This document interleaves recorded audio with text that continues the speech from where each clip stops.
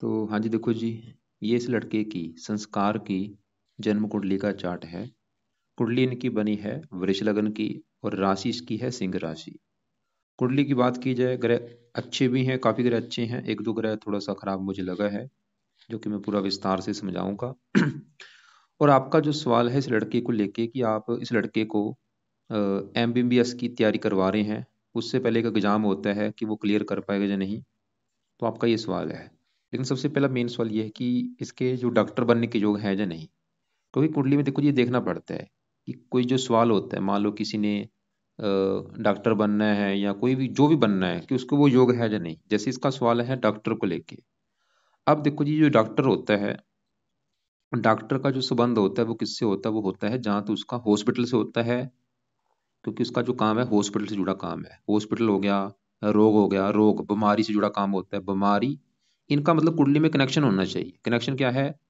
Hospital, रोग। जैसे कि अब देखो जी, 12 जो कुंडली में 12 घर होते हैं, 12वां घर होता है हॉस्पिटल का घर। मतलब डॉक्टर बनने के मैं आपको थोड़ा सा योग बता रहा हूँ कि इसके योग है या नहीं। 12वां घर है हॉस्पिटल का। कुंडली में 12वां, किसी भी कुंडली में 12वें घर से हॉस्पिटल देखा जाता है। छठा घर होता है रोग। और 5वां घर होता है पढ़ाई। और दूसरा घर है धन। इन चारों ग्रहों का जब कनेक्शन बनता है, तो ऐसे लोग डॉक्टर होते हैं। जैसे कि अब इसका जो 12वां घर है ये है हॉस्पिटल। अब 12वें घर में एक लिखा है, एक है मेष राशि, मालक है मंगल। तो 12वें घर का जो मालक मंगल है वो कहाँ बैठा है? वहां यहाँ पे बैठा है 10वें घर में आके, काम काज के घर में। मतलब 12वां घर हॉस्पिटल चला गया, काम काज के घर में। अब जो 5वां घर है पढ़ाई, 5वें घर का मालक बुध, वो यहाँ पे बैठा है छठे घर में, रोग के घर में। और यहाँ पे रोग के घर में देखो इसका शुक्र जो शरीर का मालक भी रोग के घर में चला गया और 12वें घर को देख रहा है। और इसके अलावा जो बुध है वो धन का भी मालक है, छठे घर में बैठा है, रोग के घर में धन। मतलब ये कनेक्शन होते हैं। अब आपको मैं थोड़ा सा दिखाता भी, कुंडली में शास्त्रों में लिख भी रखा है। मतलब सिंपल सा कहने का मतलब ये है कि इस लड़के के बहुत बड़े लेवल पे योग हैं डॉक्टर बनने के, काफी योग हैं। सबसे बड़ी बात क्या है, जो मैंने हजारों कुंडलियां अभी तक देखी है, कि जब भी किसी का जो मंगल है 10वें घर में बैठता है, इसका जो मंगल यहाँ पे बैठा है कुंडली के 10वें घर में, ये मंगल जब भी 10वें घर में बैठते हैं, 10वां घर किसका होता है? काम काज का होता है। हमारा जो काम काज है, नौकरी कारोबार हम जो करते हैं, 10वें घर से देखते हैं। तो 10वें घर का जो मालक है, एक इस 10वें घर में 11 लिखा, 11 है कुंभ राशि, मालक है शनि। इसके काम काज के लिए हमें शनि को भी देखना पड़ेगा, और काम काज के लिए 10वें घर में बैठे मंगल को भी देखना पड़ेगा। अब मंगल क्या है? जब भी किसी का 10वें घर में बैठता है, ऐसे जो लोग होते हैं, जहाँ तो पुलिस में होते हैं या वो मिलिट्री में होते हैं, जिसमें मतलब मंगल क्या है? एक साहस का कारक है। इसमें साहस बहुत ज्यादा है। अब देखो जी, जो डॉक्टर होता है उसमें साहस होता है, तभी वो ऑपरेशन करता है किसी का। ऑपरेशन मतलब ऑपरेशन का काम एक आसान काम नहीं है, उसमें साहस चाहिए, साहस। मतलब जिन चीजों में साहस होता है, साहस में देखो जी, पुलिस वालों, पुलिस के कामों में साहस होना जरूरी है। पुलिस हो गया, मिलिट्री हो गया, ये ऐसे जो काम होते हैं। मतलब मंगल जब भी किसी का 10वें घर में बैठता है, ऐसे लोग पुलिस में, मिलिट्री में, डॉक्टर होते हैं। आपको मैं ये दिखा भी देता हूँ। तो मतलब इसके बहुत सारे योग हैं डॉक्टर बनने के। अब यहाँ पे देखो, मतलब इसका जो मंगल है वो बैठा है 10वें घर में। तो यहाँ पे देखो, ये है रोजगार के बारे में शास्त्रों में लिख रखा है। यहाँ पे देखो, मंगल 10वें घर में हो, पढ़ो आप, मंगल 10वें घर में है तो क्या होगा? जहाँ तक डॉक्टर होगा, या सेना में या पुलिस में होगा। यहाँ पे और लिख रखा है रोजगार।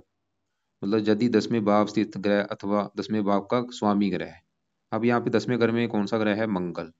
जोखिम काम, जैसे जोखिम किसमें होता है? पुलिस में, सेना में, मैकेनिकल, सर्जन, धातु उद्योग, केमिस्ट, फायर ब्रिगेड, भट्टी, टायर मैकेनिक। मतलब इस लड़का जो, ये लड़का इसका जो काम काज है वो मंगल से जुड़ा काम काज है। ये मंगल जो, आप अगर डॉक्टर की पढ़ाई कर रहे हैं, बहुत बड़े लेवल पे योग है। अब इसके अलावा तो और सबसे बड़ी बात क्या है कि इसके ऊपर मंगल की दशा चली भी हुई है। देखो, मेन बात क्या है, मंगल से जुड़ा इसका काम काज होगा, उसी की चल रही दशा अभी चली है पिछले साल 5 महीने 23 से, और 30 में जाके खत्म होगी। तो मंगल ने ही इसकी इच्छा पैदा की है। अगर इसकी इच्छा भी है डॉक्टर बनने की, कहीं ना कहीं कारण ऐसा मंगल ने वो खेल रच दी है, तो इच्छा इसकी पैदा कर दी मंगल ने। और बाहर में अगर हॉस्पिटल घर का भी स्वामी है, तो डॉक्टर बनने के बहुत बड़े लेवल पे भाई योग है इसके। और बाकी देखो जी, आपका सवाल है कि उसमें क्लियर होगा कि नहीं। अब उसके लिए क्या होता है कि मंगल की है बड़ी दशा, वो तो पूरे योग लेके बैठा है कि लड़का डॉक्टर बनेगा। लेकिन दिक्कत क्या आ रही है कि इसके बीच में जो छोटी दशा है, मंगल में राहु का जो अंतर आया है, ये मुझे अच्छा नहीं लगा। राहु की चल रही है अंतरदशा, 10 महीने 23 से चली है, और ये 11 महीने 24 तक चलेगी। राहु एक ऐसा ग्रह है, ये दानव ग्रह होता है। इसका जो काम है ये है, इसका काम क्या होता है, कामों में रुकावटें डालता है।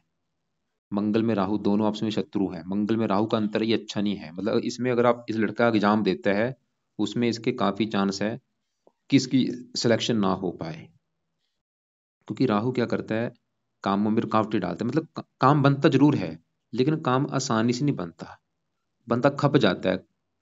काम मतलब रुकावटों के साथ बनता है, रुकावटें बहुत आती हैं, खप खप के वो काम बनता है। तो अभी देखो जी, जो राहु वाला अंतर है ये अच्छा नहीं है। मतलब इसका जो एग्जाम का अगर सवाल आपका है कि वो क्लियर होगा या नहीं, तो मेरे हिसाब से उसमें दिक्कत अगर हो सकता है अगर इसने पहले एक दो एग्जाम दिए हैं, क्योंकि मैंने क्या बोला, राहु काम बना देगा, क्योंकि योग तो है, ये तो कन्फर्म है। लेकिन ये जो बीच में अंतर है राहु की है, ये अच्छा नहीं है। तो उपाय क्या है वो आपको बताता हूँ, लेकिन पहले देखो थोड़ा सा मैं विस्तार से समझाता हूँ। इसका जो राहु है बैठा कहाँ पे है, वो बैठा है यहाँ पे कुंडली के 12वें घर में। लेकिन इसके देखो जी काफी ग्रह ऐसे हैं जो जहाँ बैठे हैं उस घर के फल कम देंगे। मंगल जहाँ बैठा 10वें घर में, ये 10वें घर के ही फल देगा। लेकिन जो राहु है 12वें घर में बैठा जरूर है, लेकिन चलित कुंडली में जा रहा है पहले घर के ऊपर। ज्यादा फल इसका जो है 80% जो फल देगा राहु, वो पहले घर के हिसाब से देगा। और पहले घर के हिसाब से जो फल देगा, ऐसा नहीं कि पहले घर में वृष राशि में आ जाएगा, रहेगा ये मेष राशि में। तो पहले घर के जो फल देगा मेष राशि के हिसाब से देगा, और मेष राशि इसकी मंगल की राशि शत्रु राशि है। और पहला घर इसका है शरीर, शरीर सेहत स्वभाव रंग रूप पर्सनैलिटी सर मस्तक। और राहु की जो दशा चली है इसकी, ये इसको थोड़े से खराब फल ज्यादा देगा। अच्छे फल भी देगा, खराब फल देगा, ज्यादा खराब फल ही देगा। कि पहला अगर शरीर है, इसकी हेल्थ खराब कर सकता है राहु। इसको हेल्थ को लेकर दिक्कतें आ सकती हैं। सर में दर्द होना, मस्तक में दर्द होना, गुस्सा ज्यादा आना, और भी मानसिक चिंता होना, और भी काफी दिक्कतें परेशानियां रुकावटें, डिप्रेशन का शिकार बना सकता है। और पहले घर के हिसाब से इसकी 3 दृष्टियां हैं। तो पहले घर से ये 5वें घर को देखेगा, पढ़ाई में दिक्कतें पैदा करता है, बुद्धि को भ्रमित करता है। पहले घर से पत्नी घर को देखेगा, पत्नी संबंधी भी दिक्कतें पैदा करेगा।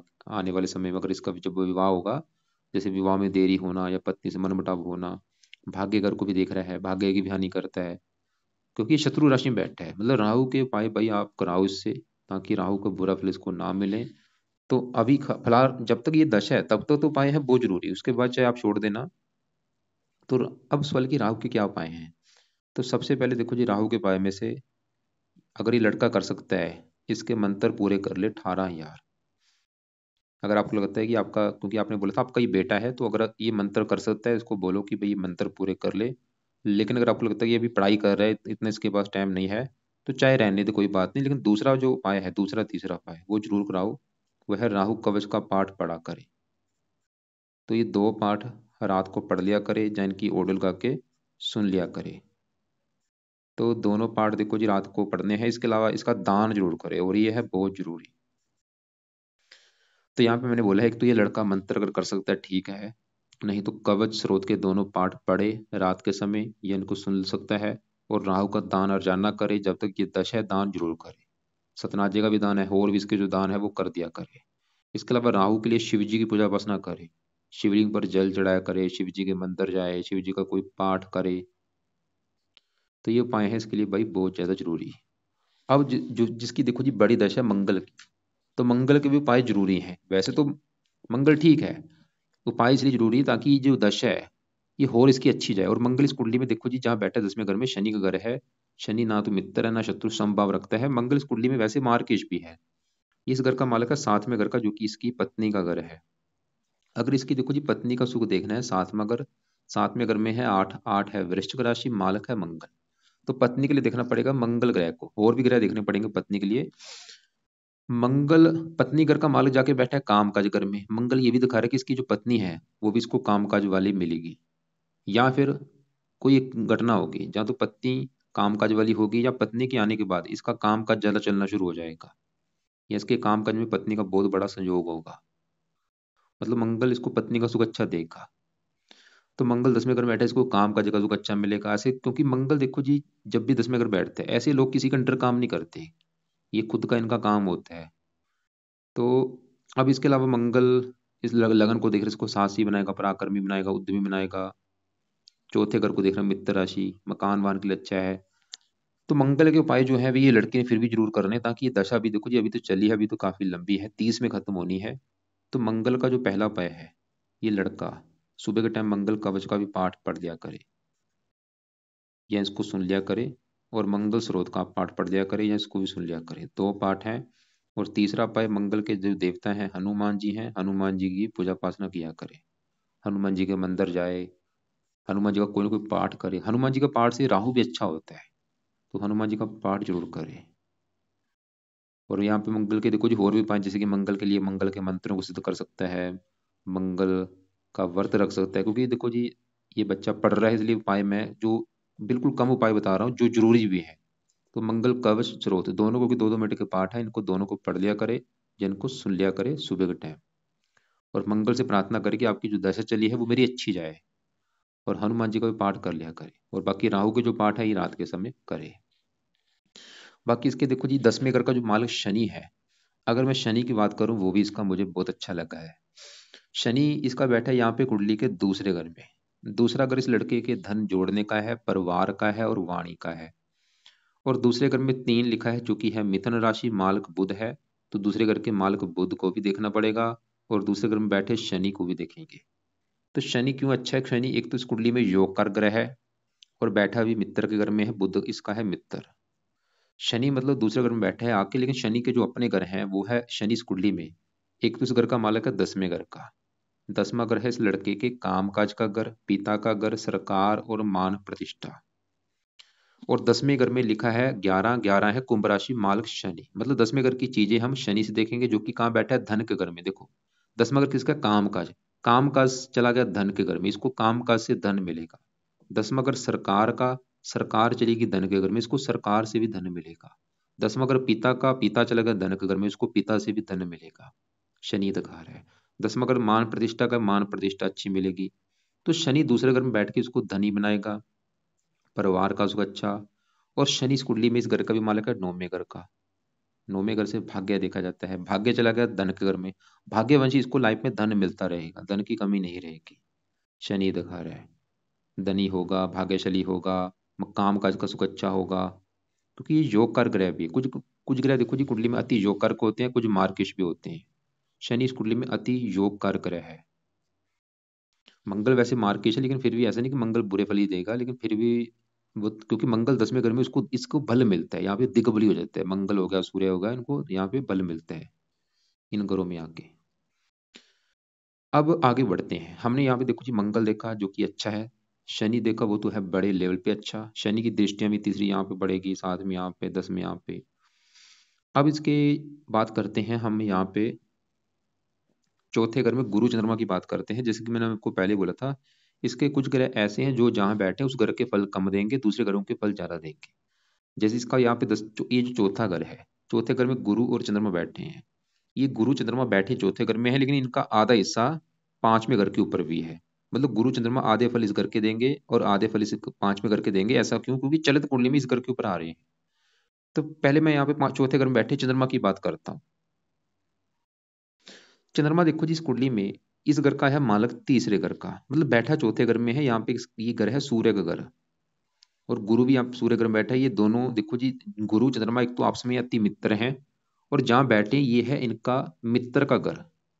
सवाल है कि गुरु चंद्रमा कैसे हैं? गुरु चंद्रमा वैसे बहुत अच्छे हैं।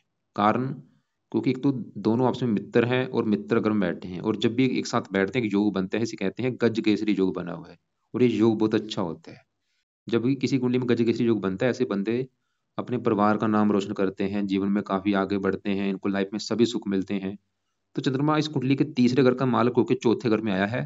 तीसरा घर है पराक्रम का, मेहनत का, साहस का, उद्यम का, ये चीजें जाके बैठी हैं चौथे घर में। चौथा घर है मकान वाहन का घर। अपनी खुद की पराक्रम के बल पर मकान वाहन का सुख प्राप्त करेगा चंद्रमा, ये दिखा रहे हैं। खुद की मेहनत के बल पर ये लड़का मतलब काफी मेहनती होगा, साहसी होगा, उद्यमी होगा, और इन चीजों के बल पर ही इनको मकान वाहन का सुख मिल जाएगा। माता का कारक भी है, माता का सुख अच्छा दिखा रहा है। और साथ में गुरु बैठा है। गुरु इस कुंडली में 8वें घर का है मालक, और 11वें घर का। 11वां घर है लाभ, इच्छा पूर्ति, आमदन। 11वें घर में क्योंकि 12 लिखा है, 12 है मीन राशि, मालक गुरु।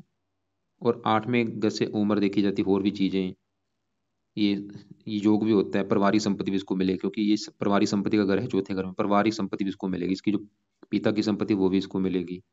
चौथे घर में गुरु जो बैठा है, गुरु चौथे घर का भी अच्छा करेगा, मकान वन का सुख अच्छा देगा, पारिवारिक संपत्ति भी इसको मिलेगी, और आमदनी के लिए अच्छा है, इच्छाएं पूरी कर देगा खुद की मेहनत के बल पर, क्योंकि साथ में पराक्रम के स्वामी बैठा है गुरु, खुद की मेहनत के बल पर अपनी इच्छाएं पूरी करेगा, आमदन बहुत अच्छी होगी इसकी, इच्छाएं पूरी करेगा, लाभ धन। तो गुरु चंद्रमा भी अच्छे हैं, क्योंकि योग भी बना हुआ है यहाँ पे, और इनका जो जैसे मैंने बोला था आधा हिस्सा है पांचवें घर के ऊपर, और पांचवें घर के जो फल देंगे ऐसा नहीं कि ये कन्या राशि में आ जाएंगे, रहेंगे सिंह राशि में।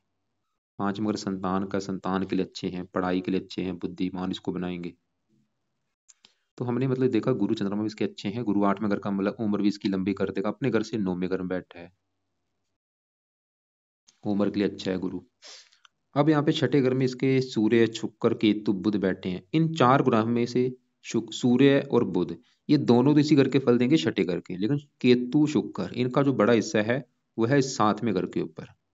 तो शुक्र देखो जी बैठा है छठे घर में, लेकिन इसका बड़ा हिस्सा है सातवें घर के ऊपर। पहले शुक्र की बात करूं, शुक्र है इस घर का मालिक, पहले घर का। पहला घर इस लड़के का शरीर, सेहत, स्वभाव, रंग रूप, पर्सनैलिटी पहले घर से, पहले घर में दो लिखा जो कि है वृष राशि, मालक शुक्र, ये चीजें हम शुक्र से देखेंगे। शुक्र कहाँ बैठा है, छठे घर में आके, और छठे घर में जो साथ लिखा है ये भी शुक्र का घर है, मतलब शुक्र के इस कुंडली में दो घर है, पहला घर और छठा घर। वैसे तो छठा घर अच्छा घर नहीं होता, लेकिन छठे घर में शुक्र अपने घर में बैठा है तो सरल नाम का विपरीत राजयोग बना है। शुक्र जिसमें मैंने बोला छठे घर के भी फल देगा, लेकिन ज्यादा फल देगा सातवें घर के। तकरीबन वैसे शुक्र अच्छे फल ही देगा, क्योंकि अपने घर में बैठा है, वैसे भी लग्नेश है।